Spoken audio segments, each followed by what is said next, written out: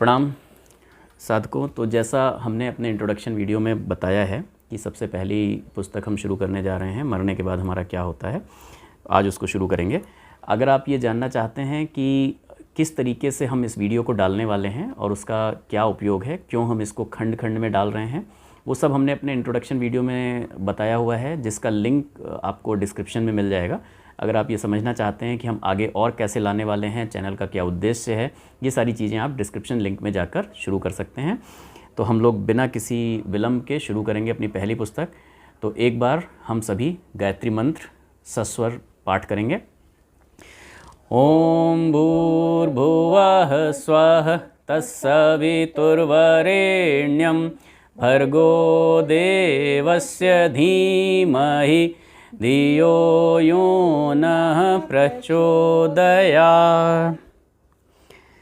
पुस्तक की प्रारंभ में पंडित श्री राम शर्मा आचार्य जी गुरुदेव जी लिखते हैं भूमिका में कि जीव अमर है, उसकी मृत्यु का कोई प्रश्न ही उपस्थित नहीं होता। अविनाशी आत्मा सदा से है और सदा तक रहेगा, जैसा कि गीता में भगवान श्री कृष्ण ने भी यही बात कही है। शरीर की मृत्यु को हम लोग अपनी मृत्यु मानते हैं। तो हम जनरली ये मानते हैं कि जब किसी ने शरीर छोड़ दिया या कहते हैं कि शांत हो गए, तो हम उसको मानते हैं कि मृत्यु है। तो संसारिक दृष्टि से वही मृत्यु है, लेकिन वास्तव में मृत्यु जैसी कोई चीज़ होती ही नहीं है। बस इसीलिए डरते और भयभीत होते हैं। यदि अंतःकरण को ये विश्वास हो जाए कि आज की तरह हम आगे भी जीवित रहना है हमें, तो डरने की कोई बात ही नहीं रह जाती है। लेकिन समस्या ये है कि ये विश्वास होता नहीं है। ये बातों में कहना, शब्दों में कहना बहुत आसान है, लेकिन इसको रियलाइज़ करके विश्वास कर पाना बड़ा मुश्किल है। मैं भी आपको कह रहा हूँ और हम इसको पढ़ भी रहे हैं बार बार। ये पुस्तक, जैसा मैंने कहा था, इसको लेने का उद्देश्य ये है कि सबसे पहली पुस्तक है। जब मैं 20-22 साल का रहा हूँगा, तो सबसे पहले मुझे गुरुदेव की सबसे पहली पुस्तक यही सजेस्ट की थी किसी ने पढ़ने के लिए, तो मैंने इसलिए इसी पुस्तक से शुरू किया है। मृत्यु का भय अन्य सब भयों से अधिक बलवान है। आदमी मौत के डर से थर थर काँपा करता है। इसका कारण परलोक संबंधी अज्ञान है, क्योंकि हमें ये पता नहीं है कि मरने के बाद हम कहाँ जाएंगे, क्या होगा, क्या हमारे साथ होने वाला है। तो ये मतलब अभी तो ये दिख रहा है कि हम संसार में हैं, शरीर में हैं, सारी चीज़ों का भोग कर रहे हैं, सब कुछ कर रहे हैं, लेकिन मरने के बाद हम कहाँ जाएंगे, क्या होगा और परलोक कैसा है, ये सब कुछ हमको पता नहीं है। तो इसका मतलब है कि जब गुरुदेव ये सारी चीज़ें भूमिका में लिख रहे हैं, तो हमको ये सारी चीज़ें इस पुस्तक में जानकारी मिलने वाली है। तो ये जानकर खुश हुआ जा सकता है कि हमको इस पुस्तक में ये सब कुछ पता चलने वाला है कि मृत्यु का स्वरूप कैसा है, मृत्यु कैसे होती है, प्राण कैसे निकलते हैं और परलोक है कैसा। और सबसे बड़ी बात है, गुरुदेव के शब्दों पर हम क्यों विश्वास करें, क्योंकि गुरुदेव ने आत्म साक्षात्कार किया है, उन्होंने खुद देखा है परलोक कैसा है, सेल्फ रियलाइजेशन है उनको। इस पुस्तक में उस अज्ञान को हटाने का प्रयत्न किया गया है और उस जिज्ञासा की पूर्ति करने की चेष्टा की गई है, जिसमें मनुष्य अपने भविष्य के बारे में जानने को आतुर रहता है, लेकिन वास्तव में उसको कुछ पता नहीं है। परलोक संबंधी विज्ञान के संबंध में हाथों हाथ प्रमाण देकर साबित करना कठिन है, क्योंकि ये जो विषय है ये जड़ विज्ञान की पहुंच से बहुत ऊंचा है। जितना हम आज समझते हैं कि हमने एसी बना, हाँ मतलब हमने एसी बना लिए, ये सब कुछ कर लिया, ये फिजिकल विज्ञान है, हमने मेट्रो चला दी, हमने सारा कुछ कर लिया, तो इसी को हम समझते हैं कि ये हमारा डेवलपमेंट है। लेकिन ये जो विषय है कि क्या होगा मरने के बाद, परलोक कैसा, ये उसकी पहुंच से बहुत ऊंचा है और इसको हर समय सिद्ध करके नहीं दिखाया जा सकता है। इसलिए सर ओलिवर लाज जैसे परलोक विद्या विशारद को इस विद्या के संबंध में ये कहना पड़ा है कि इस आत्मविज्ञान को हर समय प्रत्यक्ष करके दिखाना कठिन है। हाँ। इसके बारे में हर चीज़, मतलब आप ये कहो कि प्रूव करो, तो साइंस जो कहता है, जड़ विज्ञान जो कहता है इसको प्रूव करो, तो इसको हर समय, क्योंकि जो रियलाइजेशन कर लेगा ये वही समझ पाएगा। बेसिकली रियलाइजेशन का सब्जेक्ट है, इसीलिए जब भी कोई प्रूफ मांगता है तो हम थोड़ा सा हो जाते हैं और लोग इस चीज़ को मान लेते हैं कि साइंस सत्य है और ये चीज़ सत्य नहीं है, जबकि जो रियलिटी है वो बिल्कुल अपोजिट है। रियल सत्य ये है। बिल्कुल। तो आगे गुरुदेव कहते हैं कि जो पाठक स्थूल इंद्रियों को ही ज्ञान का परम साधन मानते हैं, तो उसकी पहुंच भी वहीं तक है जहां तक स्थूल इंद्रियां देख सकती हैं। तो आपकी आंखों की पहुंच जहां तक है आप वहीं तक देख सकते हैं। अगर आप नंगी आंखों से बिल्कुल एकदम खुली उसमें भी देखें, तो ये कहा जाता है, साइंस कहता है कि आप बहुत ज़्यादा किसी की दृष्टि तेज है तो 3 किलोमीटर से ज़्यादा इंसान नहीं देख सकता, तो वो उसकी पहुंच फिर वहीं तक है, राइट। तो उनके लिए परलोक संबंधी ये पुस्तक कल्पना से अधिक प्रतीत न होगी। अगर आप सब कुछ ये सोचेंगे कि मैं हाथ से पकड़ के जो चीज़ छू सकता हूँ, मतलब इंद्रियों से, जो आँख से देख सकता हूँ, जो कान से सुन सकता हूँ, जो नाक से सूंघ सकता हूँ, या जो जीभ से टेस्ट कर सकता हूँ, मैं उसको ही मानूंगा, तो ये उसमें नहीं आता, ये इंद्रियों से, स्थूल इंद्रियों से नहीं समझ में आने वाला है। तो उनके लिए फिर आगे जितनी चीज़ें कही गई हैं पुस्तक में वो भी कल्पना ही प्रतीत होगी, उसका कोई लाभ नहीं होगा। भी बहुत ज़्यादा फिजिकल साइंस में बिलीव करते हैं, वो शायद उनके लिए अध्यात्म को समझ पाना थोड़ा सा डिफिकल्ट है। राइट, तो मैं ये अनुरोध करूँगा कि आप ये इसको समझें, रियलाइज करें कि ये रियलाइजेशन वाली बात है जो इंद्रियों से परे हटके है, जिसको जीव आत्मा जो हम खुद हैं एक्चुअली वो स्वरूप में समझ पाएंगे। और जब तक सेल्फ रियलाइजेशन नहीं होगा तब तक हमारे लिए, क्योंकि हमारी गुरुदेव पर श्रद्धा है, तो हम यही मानें कि उन्होंने रियलाइजेशन किया है, उन्होंने आत्म साक्षात्कार किया है और वो जो कह रहे हैं वो सत्य है, उन्होंने देखा है। और शायद हम भी अगर वहाँ तक पहुँच पाएंगे तब हम भी देख पाएंगे। तो अगर इस उद्देश्य से सुनेंगे तब इसका असली फ़ायदा होगा। बेसिकली वही चीज़ है कि अगर आपको अध्यात्म में गूढ़ तक घुसना है तो पहले लॉजिकल ब्रेन को कुछ देर के लिए तो ये मानने पे विवश करना पड़ेगा कि जो हमसे बड़ा हमें बता रहे हैं, चाहे वो गुरुदेव हैं या कोई भी, तो उनमें जब डिटेल में आपकी मतलब बहुत गूढ़ आपकी श्रद्धा होगी तभी आप यही अगली लाइन लिखी है, अगली लाइन यही लिखी है, किंतु जो दिव्यदर्शियों और तत्वज्ञानियों के वचनों पर विश्वास करते हैं। तो जब तक आपने खुद साक्षात्कार नहीं कर लिया तब तक आप क्या करेंगे? तब तक आपके पास एक ही रास्ता है कि आपका जिन पर विश्वास है कि ये तत्वज्ञानी हैं, जैसे मैं मानता हूँ गुरुदेव तत्वज्ञानी हैं, और मुझे लगता है गायत्री परिवार के हम सभी साधक मानते हैं कि गुरुदेव तत्वज्ञानी हैं, और लगभग हम सब लोग ये मानते हैं कि स्वामी विवेकानंद जी को आत्म साक्षात्कार था, तत्वज्ञानी थे। पंडित श्री राम कृष्ण परमहंस जी को, स्वामी रामकृष्ण परमहंस जी को तत्वज्ञान था। तो इसीलिए हम इनके साहित्य पर भरोसा पूरी तरीके से कर सकते हैं।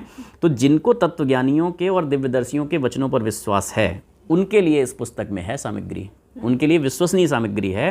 क्योंकि कई सारे प्रत्यक्ष प्रमाण भी हैं कि जिन लोगों ने इनको रियल वो मान के आगे बढ़े, उन्हें खुद भी बाद में रियलाइजेशन मिला है। बिल्कुल बिल्कुल। तो क्योंकि अनेक उच्च आत्माओं के निकट संपर्क में रहकर, अब ये गुरुदेव के शब्द बड़े ध्यान से सुनिएगा, वो क्या कह रहे हैं। आखिरी लाइन भूमिका की है, क्योंकि अनेक उच्च आत्माओं के निकट संपर्क में रहकर, वो खुद कह रहे हैं कि उच्च आत्माओं के निकट संपर्क में रहे हैं, हमने जो ज्ञान प्राप्त किया है उसका निचोड़ है। बड़ी छोटी सी पुस्तक है ये, ज़्यादा पेजेज की नहीं है, बहुत पतली सी पुस्तक है, राइट। और आप इसको पढ़ सकते हैं लेकर, गुरुदेव के साहित्य में हमेशा मिलती है। मैं इसको इसलिए बना रहा हूँ क्योंकि हमेशा हमारे पास पढ़ने का समय नहीं रहता। तो हमारे पास कई बार जो लोग बहुत व्यस्त हैं, ऑफिस आते जाते समय थोड़ा समय रहता है, तो कान में लगा के आप 10 मिनट का भी सुन सकते हैं। ज़्यादा समय है ऑफिस में, कई बार आप ऐसा काम कर रहे हैं जिसमें आपको बहुत दिमाग नहीं लगाना, आपने कान में लगा लिया, तो मैं इसकी पूरी प्लेलिस्ट बना के डाल दूंगा, तो वो आगे चलती जाएगी। तो वो उसमें आप ये भी कर रहे हैं, सपोज़ कोई डेटा एंट्री कर रहे हैं या कोई और एक्सेल पर काम हो रहा है, तो आप इसको लगातार सुनते रह सकते हैं। आपका ज्ञान, मतलब एक समय में 2 काम हो जाते हैं। और गुरुदेव की जिनके ऊपर श्रद्धा थी, आई थिंक सुनसान के सहचर नाम की जो एक और बुक है, उसमें उन्होंने बहुत अच्छे से बताया है।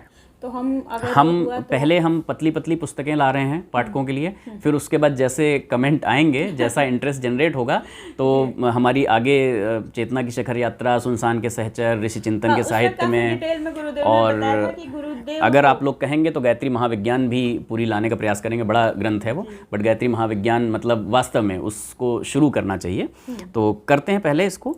तो अब यहाँ से आगे गुरुदेव शुरू कर रहे हैं, और सबसे पहला उन्होंने बताया है मृत्यु का स्वरूप, राइट। तो यहाँ पर गुरुदेव कहते हैं जीवन का प्रवाह अनंत है। हम अपनी जो ये 60 साल 80 साल की लाइफ है इसी को मानते हैं, और इसके आगे का हमें कुछ पता नहीं होता। पर जैसा उन्होंने कहा कि उच्च आत्माओं के निकट संपर्क में रह के हमने ज्ञान प्राप्त किया, तो उसके हिसाब से जीवन का प्रवाह अनंत है, यहीं रुकने वाला नहीं है। वास्तव में हम अगणित वर्षों से जीवित हैं, हम लगातार चलते चले आ रहे हैं और आगे अगणित वर्षों तक जीवित रहने वाले हैं। भ्रमवश मनुष्य ये समझ बैठा है कि जिस दिन बच्चा माता के पेट में आता है या गर्भ से उत्पन्न होता है, उसी समय जो उसकी जन्म तिथि है वहाँ से उसका वो समझता है भाई हम इसी दिन संसार में आए, यहीं से हम शुरू हुए हैं।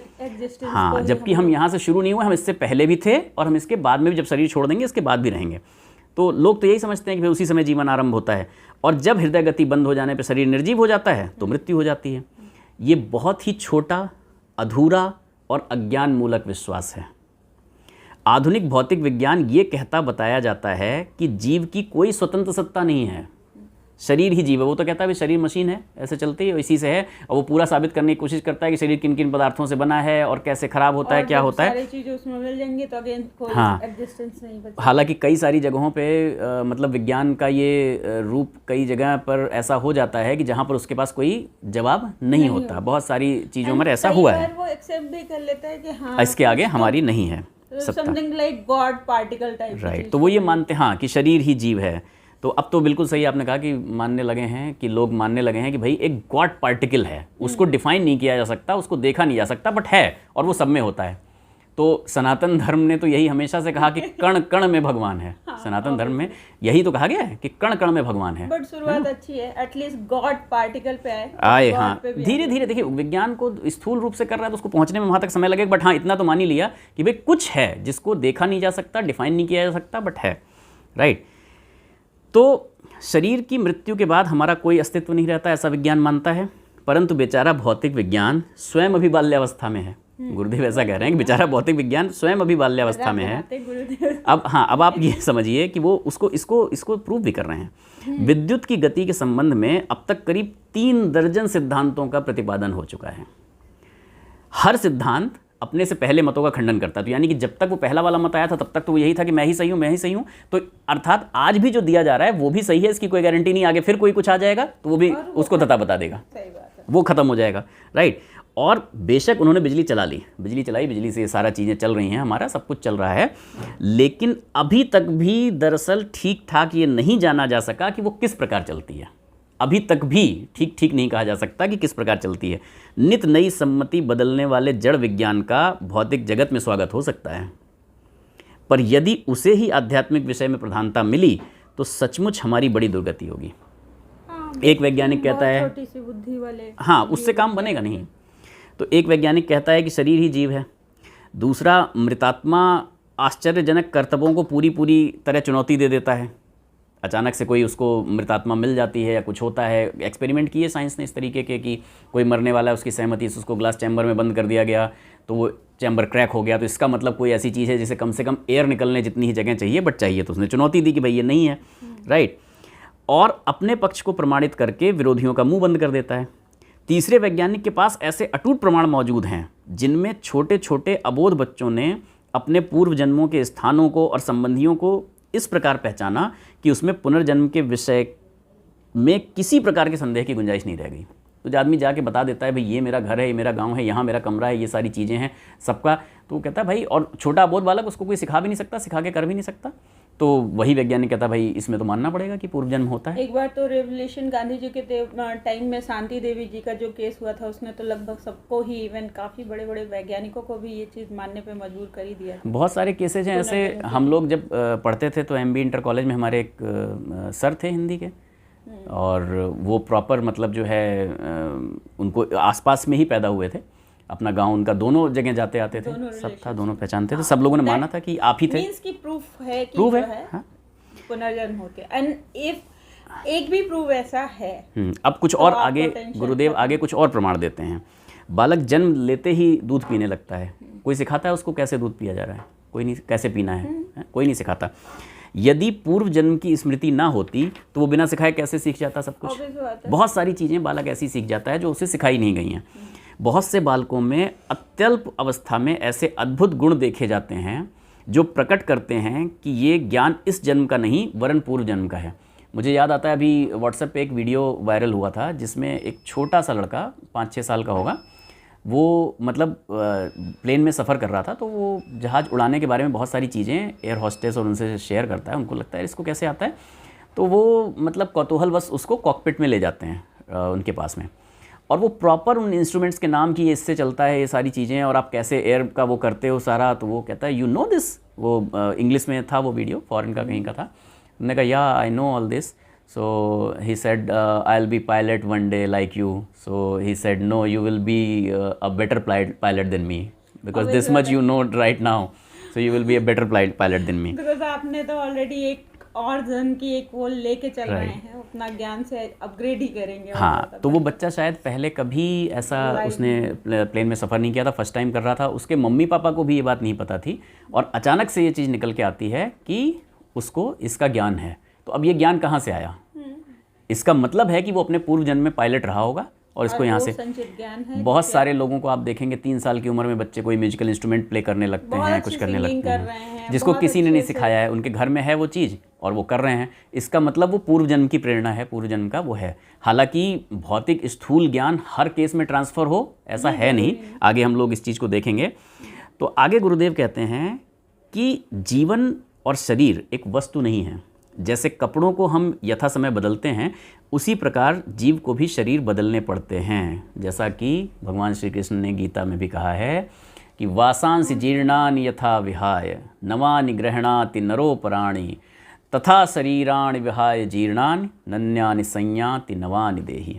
तो उन्होंने भी यही कहा है कि जिस तरह से आपका कपड़ा पुराना हो जाने के बाद आप उसको बदलते हैं ना, जीर्ण शीर्ण कपड़े को, उसी तरह से मनुष्य भी या आत्मा भी या जीव भी शरीर अपना बदलता रहता है और बदलना पड़ता है। तो रहस्य है। आगे आगे उसको गुरुदेव एक्सप्लेन करते हैं कि तमाम जीवन भर एक कपड़ा नहीं पहना जा सकता। कोई कितना भी आप अपनी आवश्यकताएं कम कर लें, आप सोचें मैं एक ही सेट 2 ही सेट पहनूंगा, बट एक लेवल के बाद वो कपड़ा जब बेकार हो जाएगा तो अनंत काल तक तो नहीं ठहर सकता। तो उसी प्रकार अनंत जीवन तक एक शरीर नहीं ठहर सकता। तो हमारा जीवन तो अनंत है, चल रहा है, लेकिन एक शरीर नहीं ठहर सकता। अतएव उसको बार बार बदलने की आवश्यकता पड़ती है।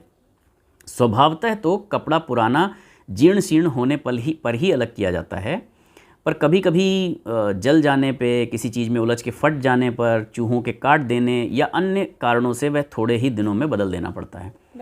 तो वैसे तो आप टाइम पूरा होने पे कपड़े को त्यागते हैं, लेकिन कभी क्या हो गया, बिल्कुल नया ही है कपड़ा, लेकिन जल गया, फट गया, कुछ हो गया तो बदलते हैं। उसी प्रकार शरीर साधारणतया तो अपनी एक एज पूरी करता है और वृद्धावस्था में जीर्ण शीर्ण होने के बाद नष्ट होता है। परंतु यदि बीच में कोई आकस्मिक कारण उपस्थित हो जाएं तो अल्पायु में भी शरीर त्यागना पड़ सकता है।